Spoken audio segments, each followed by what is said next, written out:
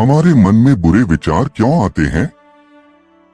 हम नहीं चाहते लेकिन फिर भी हमारे मन में गंदे ख्याल आते रहते हैं।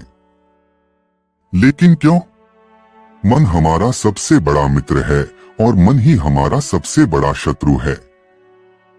जब हम अपने मन के अनुसार चलते हैं तो मन हमें भटका देता है, और जब हम मन को संतुलित कर लेते हैं तो हमें जीवन में सब कुछ मिल जाता है।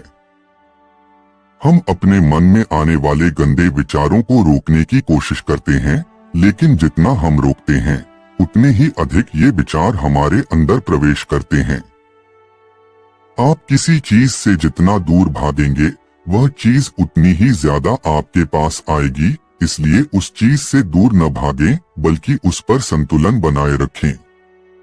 एक बार एक युवक गौतम बुद्ध के पास आया और गौतम बुद्ध से बोला, हे बुद्ध, मेरे मन में इतने गंदे विचार क्यों आते हैं? मैं नहीं चाहता कि मेरे मन में गंदे विचार आएं, लेकिन वासना के विचार हमेशा मेरे मन में चलते रहते हैं और मैं उनके बारे में सोच सोच कर बहुत परेशान रहता हूँ। ये सब सोचने में मेरी ऊर्जा और समय बर्बाद होता है, और इन्हीं सब विचारों के कारण मैं कभी कभी शांत नहीं रह पाता और हमेशा महिलाओं को देखकर मोहित हो जाता हूँ। खुद को रोक नहीं पाते। बुद्ध मुस्कुराए और उन्होंने उस युवक से पूछा, क्या तुम जानते हो कि यह वासना क्या है? तब लड़के ने जवाब दिया और कहा, बुद्ध, मुझे नहीं पता वासना क्या है, लेकिन हाँ, जो भी है ये बहुत बुरी बात है। तब बुद्ध ने उस युवक से कहा, सबसे पहले तुम्हें यह समझना होगा कि जो कुछ भी हमारे अंदर स्वाभाविक रूप से है वह बुरा नहीं है। इसकी हमारे जीवन में किसी न किसी रूप में आवश्यकता पड़ती है। वासना कोई बुरी चीज नहीं है। यह हमारे मन की एक भावना है जो हमें किसी न किसी चीज की कमी का एहसास कराती है, और फिर हम उस चीज को पाने के लिए उस चीज की ओर आकर्षित हो जाते हैं। जैसे अगर आपके पास पैसे की कमी है तो आपके मन में पैसे पाने की इच्छा होती है। वासना जगेगी, इसका मतलब यह नहीं है कि वासना बुरी है, बल्कि यह हमारे मन की एक तरह की जरूरत का एहसास है, और जब यह जरूरत शारीरिक होती है तो हम इसे काम वासना कहते हैं। युवक ने गौतम बुद्ध से कहा, बुद्ध, मैं वासना का अर्थ तो समझ गया, लेकिन आप ही बताइए कि यह कहाँ से आती है और कैसे आती है? गौतम बुद्ध ने कहा कि वासना कहीं से नहीं आती, यह हमारे अंदर ही है, और इसका होना जरूरी है, तभी मानव जाति का विस्तार होगा। युवक ने कहा, जब यह हमारे अंदर है और जरूरी भी है तो लोग इसे गलत क्यों कहते हैं? बुद्ध ने कहा, यही समस्या है। लोगों ने वासना के बारे में गलत सोच रखी है। वे इसे छुपाने और दबाने की कोशिश करते हैं। वासना गलत नहीं है, लेकिन वासना का गलत तरीके से उपयोग करना गलत है। लोग जो पसंद करते हैं उसके लिए जीना शुरू कर देते हैं और हर समय उसी के बारे में सोचते रहते हैं, लेकिन यह सब गलत है। बुद्ध ने युवक से कहा, क्या तुम्हें पता है कि जानवर भी सेक्स करते हैं? युवक ने उत्तर दिया, हाँ बुद्ध, जानवरों में भी वासना होती है, क्योंकि जानवर भी अपनी पीढ़ी को आगे ले जाएंगे। बुद्ध ने कहा, तो फिर हम जानवरों की वासना को गलत क्यों नहीं कहते? युवक ने कहा, मैं नहीं जानता महात्मा, आप ही बताएं। गौतम बुद्ध ने कहा था कि जानवर अपनी वासना का उपयोग सुख के लिए नहीं करते, वे अपनी वासना का उपयोग केवल संतान प्राप्ति के लिए करते हैं। प्रकृति ने जानवरों को इतनी समझ नहीं दी है कि वे वासना को अपनी खुशी का आधार बना सकें, जबकि मनुष्य अपनी समझ के आधार पर प्रकृति में पाई जाने वाली हर चीज का उपयोग अपनी खुशी के लिए करता है। हम इंसानों ने काम और वासना को अपनी खुशी का जरिया बना लिया है, जबकि प्रकृति ने हमें अपने वंश को आगे बढ़ाने के लिए दिया है, लेकिन मनुष्य ने इसे अपने जीवन का अंतिम लक्ष्य बना लिया है, और वासना को बेलगाम होने देना गलत है। हम हावी क्यों हैं? यह बेलगाम क्यों हो जाता है? तब गौतम बुद्ध ने कहा, अब जो मैं तुम्हें बताऊंगा उसे सुनो, ध्यान से सुनो, तुम्हें वासना का पूरा खेल समझ में आ जाएगा। तुम्हें तुम्हारे सभी सवालों के जवाब मिल जाएंगे। तुम्हें बस ध्यान से सुनकर समझना होगा। तब गौतम बुद्ध ने उस युवक से कहा, एक समय की बात है। गुरु और उनके शिष्य एक आश्रम में रहते थे। शिष्य प्रतिदिन दीक्षा लेने के लिए आश्रम से बाहर गांव में जाते थे। जो शिष्य भिक्षा लेने के लिए गांव में जाता था, रास्ते में एक नदी पड़ती थी, जिससे होकर वह प्रतिदिन भिक्षा लेने के लिए जाता था। एक दिन उसने एक लड़के को पेड़ के पीछे छुपे हुए देखा। वह लड़के के पास गया और पूछा, भाई, तुम इस पेड़ के पीछे छिपकर क्या देख रहे हो? लड़के ने कहा, अरे क्या तुम्हें वह नहीं दिख रहा जो मैं देख रहा हूँ? उसकी नजर नदी पर पड़ी तो वहाँ कुछ लड़कियां पानी भर रही थीं। लड़कियां 14 से 15 साल की होंगी। तब शिष्य ने लड़के से कहा, अरे भाई, वहाँ तो लड़कियां पानी भर रही हैं, इसमें छिपने की क्या बात है? तभी लड़का शिष्य की ओर देखता है और उससे कहता है, अरे मूर्ख, क्या तुम देख नहीं सकते कि मैं क्या कर रहा हूँ? वे परियां नदी से पानी कैसे खींच रही हैं? जरा उसके भावों को देखो, उसके कोमल शरीर को देखो। बर्तन उठाते समय उसकी पतली कमर कैसे लचकती है और उसके बाल उसकी कमर पर ऐसे लहरा रहे हैं मानो सुंदरता बिखरी हुई हो। शिष्य फिर से नदी की ओर देखता है और इस बार वह देखता ही रह जाता है। अब तक उसे कुछ भी दिखाई नहीं दे रहा था और वह बिल्कुल निडर था। उसे किसी बात का डर नहीं था, लेकिन अब वह छिपने लगा और उन लड़कियों को ऐसे देखने लगा जैसे उसने कोई अपराध किया हो। और जब वह छिपकर उन लड़कियों को देख रहा था तो वह अंदर से कांपने लगा। और उसने कहा कि यह मैं हूँ। मैं क्या कर रहा हूँ? मैं जो कुछ भी कर रहा हूँ वह सही नहीं है। मुझे यहाँ से चले जाना चाहिए। और फिर वह जल्दी से चला जाता है। फिर वह आश्रम पहुंचता है। आश्रम में जाकर वह अपने काम में व्यस्त हो गया, लेकिन जो उसने अभी देखा था वह बार बार उसकी आंखों के सामने आ रहा था। उसके दिमाग में वही दृश्य घूम रहा था। यही देखने को उसका मन ललचाया। उसका किसी भी काम में मन नहीं लगता था। वह प्रतिदिन सुबह सुबह भिक्षा लेने के लिए आश्रम से निकल जाता था और नदी के पास स्थित एक पेड़ के पास जाता था, जहां वह लड़का पहले से ही मौजूद होता था और छिपकर अपने साथ लड़कियों को देखता था। अब वह प्रतिदिन ऐसा करने लगा। उसका मन अब किसी काम में नहीं लगता था। वह सदैव किसी न किसी विचार में डूबा रहता था। वह आश्रम का कार्य भी ठीक से नहीं कर पा रहा था। वह न तो ठीक से सो पाता था और न ही ठीक से खा पाता था। उसका मन बेचैन था। उसका मन बार बार उन लड़कियों की खूबसूरती देखने को ललचाता था। जब गुरु भिक्षा दे रहे थे तब भी उनका मन किन्हीं अन्य विचारों में खोया हुआ था। गुरु ने अपने शिष्य की ये हरकतें देखी तो एक दिन गुरु ने शिष्य को अपने पास बुलाया और कहा कि आज से मैं भी तुम्हारे साथ भिक्षा मांगने चलूंगा। तुम और मैं एक साथ भीख मांगने जाएंगे। तभी शिष्य ने गुरु को मना करते हुए कहा कि नहीं गुरुदेव, आप क्यों परेशान हो रहे हैं? मैं ही ठीक से भीख मांग सकता हूँ। गुरु ने शिष्य से कहा, ठीक है, तुम अकेले ही भिक्षा मांगने जाओ। इसके बाद शिष्य भिक्षा मांगने निकल गया। शिष्य के जाने के बाद गुरु भी आश्रम से बाहर निकल गए और शिष्य का पीछा करने लगे कि वह कहाँ जाता है और क्या मिलता है। ये सब देखने के लिए उसका पीछा करने लगा। थोड़ी दूर जाने पर गुरु ने देखा कि उनका शिष्य एक अपराधी की तरह एक लड़के के साथ पेड़ के पीछे छिपा हुआ है और छिपकर कुछ देख रहा है। गुरु भी अपने शिष्य के पीछे यह देखने के लिए खड़े हो गए कि उनका शिष्य क्या देख रहा है, जिसके लिए वह अपराधियों की तरह पेड़ के पीछे छिपा हुआ है। गुरु ने देखा कि उनका शिष्य पेड़ के पीछे छिपकर उन लड़कियों को देख रहा है जो नदी से पानी ले रही थीं। तब गुरु ने शिष्य से कहा, लड़कियों से भी मांगोगे क्या? गुरु की आवाज सुनकर शिष्य का मन घबरा गया और उसे पसीना आने लगा। वह ऐसे कांप रहा था जैसे किसी चोर को पकड़ते समय उसने रंगे हाथ पकड़ लिया हो। उनकी हालत खराब हो गई। वह कुछ भी बोलने में असमर्थ था। शिष्य के साथ जो लड़का था वह भाग गया, जिससे शिष्य और भी घबरा गया। उसके मुंह से केवल कुछ टूटे फूटे शब्द ही निकल रहे थे।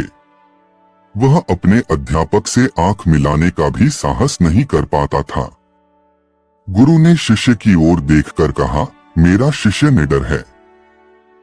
वह किसी चीज से नहीं डरता, लेकिन यह क्या है? तुम डर के मारे कहाँ रह रहे हो? शिष्य ने गुरु से कहा, मुझे माफ कर दीजिए, इसमें मेरी कोई गलती नहीं है। उस आदमी ने मुझे धोखा दिया, लेकिन मैं तुमसे वादा करता हूँ कि आज के बाद मैं ऐसा दोबारा कभी नहीं करूँगा। क्षमा चाहता हूँ। गुरुदेव ने कहा कि कोई बात नहीं, लेकिन तुम्हें यह ध्यान रखना चाहिए कि हम जैसी संगति करते हैं, हमें वैसा ही फल मिलता है। जैसे जैसे हम संगति करते हैं, उनके विचार हम में प्रवेश करते हैं। इसलिए अच्छी संगति रखें ताकि अच्छे विचार आप में प्रवेश करें। फिर गुरु और शिष्य आश्रम लौट आए और फिर से आश्रम के काम पर ध्यान देने लगे। वह उस रास्ते को छोड़कर दूसरे रास्ते से जाने लगा। वह अपना कार्य सावधानी से करता था, लेकिन धीरे धीरे उसके अंदर क्रोध उत्पन्न हो गया और फिर वह अन्य शिष्यों पर क्रोध करने लगा और बेचैन रहने लगा। अब वह ठीक समय पर भोजन भी नहीं करता था। वह खाना भी बहुत कम खाते थे। एक रात गुरु शिष्य के पास आए और उससे बोले कि तुमने मुझसे वादा किया था कि तुम अपने मन को वश में रखोगे। आपने अब तक कितनी बार अपना वादा तोड़ा है? यह सुनकर शिष्य अपने गुरु के चरणों में गिर पड़ा और रोने लगा। उसने रोते हुए गुरु से कहा कि गुरुदेव, मैं कई बार अपना वादा तोड़ चुका हूँ, फिर वादा करता हूँ, लेकिन हर बार मैं अपना वादा तोड़ देता हूँ। यह बिल्कुल भी मेरे वश में नहीं है। मैं अपने मन से सभी बुरे विचारों को बाहर निकालने की बहुत कोशिश करता हूँ, लेकिन चाहकर भी मैं ऐसा नहीं कर पाता। तब गुरु ने शिष्य से कहा, मेरे साथ आओ। गुरु शिष्य को आश्रम के बगीचे में ले गए और शिष्य से कहा, देखो यहाँ कुछ नाले हैं, जिनसे होकर नदी का पानी इन पौधों में आ रहा है और यह पानी लगातार बह रहा है। क्या आप इस पानी का बहाव रोक सकते हैं?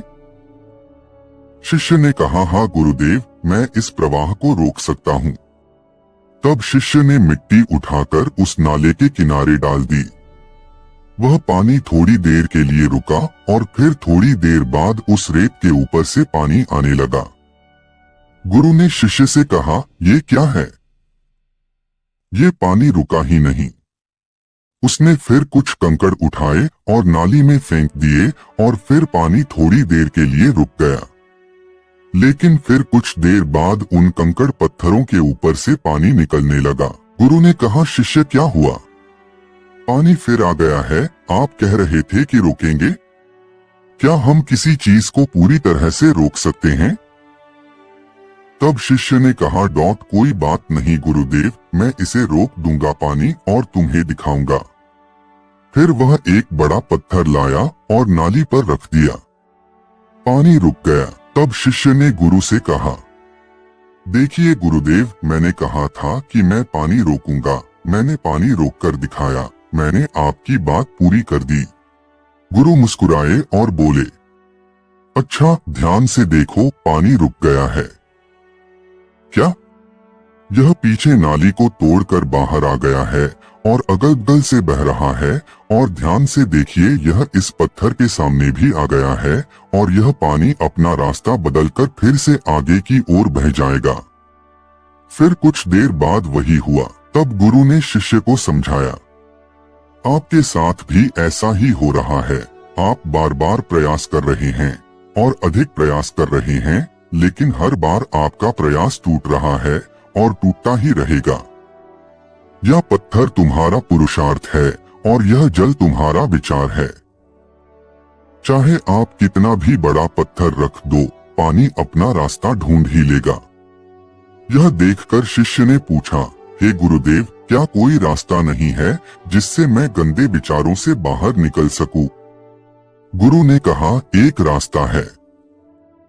यह पानी जिस नदी से आ रहा है, आप केवल वहां से इस पानी का मार्ग बदल सकते हैं। गुरु शिष्य को एक नदी के पास ले गए जहां से पानी उस बगीचे में आ रहा था। गुरु ने शिष्य से कहा, इस नदी से पानी जा रहा है जहां से बगीचे में पानी जा रहा है। अगर हम उसका रास्ता रोक दें तो क्या हम पानी नहीं रोक सकते? शिष्य ने कहा, हाँ गुरुदेव, ऐसा अवश्य हो सकता है। मैं यहाँ से इस पानी को बंद कर देता हूँ, फिर सामने नाली में पानी नहीं जाएगा और फिर बगीचे में पानी नहीं जाएगा। तब गुरु ने कहा, शिष्य, यदि बगीचे में पानी ही नहीं रहेगा तो पेड़ पौधों को पानी कहाँ से मिलेगा? उन पेड़ पौधों को पानी की जरूरत होती है। तब शिष्य ने सोचा और कहा, यह बात मेरे दिमाग में कभी नहीं आई। इस पानी का बगीचे में जाना भी जरूरी है। गुरु ने कहा, और उनमें से कुछ पेड़ पौधे ऐसे भी हैं जिन्हें रोजाना पानी की जरूरत होती है। वे सूख कर मर जाएंगे, हमें पानी खोलना पड़ेगा। गुरु की बात सुनकर शिष्य ने पानी के लिए रास्ता खोला तो गुरु ने पूछा, यदि हम इस नदी का सारा पानी बगीचे की ओर मोड़ दें तो क्या होगा? शिष्य ने उत्तर दिया, गुरुदेव, वहां जीत हासिल करने के लिए पेड़ पौधे हैं। वे सब पिघल जाएंगे और कुछ भी नहीं बचेगा। गुरु मुस्कुराए और बोले, आप ये समझिए, हमें कुछ भी रोकना नहीं है, बस हमेशा संतुलन बनाए रखना है। पौधे कम पानी से नष्ट हो जाते हैं तथा पौधे अधिक पानी से भी नष्ट हो जाते हैं। हमारा जीवन संतुलन पर चलता है। गुरु ने शिष्य से कहा, अगर मैं तुम्हें आम के बारे में कुछ ऐसा बताऊं जो तुम्हें नहीं सोचना चाहिए, तो तुम्हारे दिमाग में सबसे पहले किसकी तस्वीर आएगी? गुरु ने कहा, जब हम अशुद्ध विचारों को बलपूर्वक रोकने का प्रयास करते हैं तो वे और अधिक मजबूती से हमारे अंदर प्रवेश कर जाते हैं। इसलिए हमें कभी भी उन्हें दबाने की कोशिश नहीं करनी चाहिए। तब गुरु ने शिष्य से कहा, बुरे लोगों की संगति के कारण भी हमारे मन में गंदे विचार आते हैं। कई बार कामुकता हमारे अंदर नहीं होती, लेकिन कुछ अश्लील लोगों के साथ रहने के कारण वह हम पर हावी हो जाती है। तब शिष्य ने कहा, गुरुदेव, आप सही कह रहे हैं, मैं रास्ता भटक गया था। तब वह शिष्य उस रात बहुत शांति से सोया। सुबह उसने अपना काम पूरे मन से किया और फिर सुबह वह भिक्षा लेने के लिए उसी रास्ते से चला गया जहां वह लड़का अभी भी पेड़ के पीछे छिपकर उन लड़कियों को देख रहा था।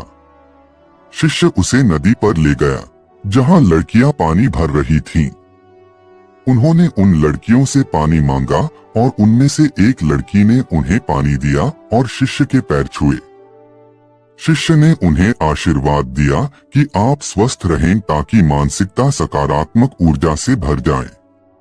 उसके चेहरे पर ऐसी मुस्कान आ गई मानो उसे कोई खोई हुई चीज वापस मिल गई हो। वह अपने रास्ते पर वापस जाने लगा।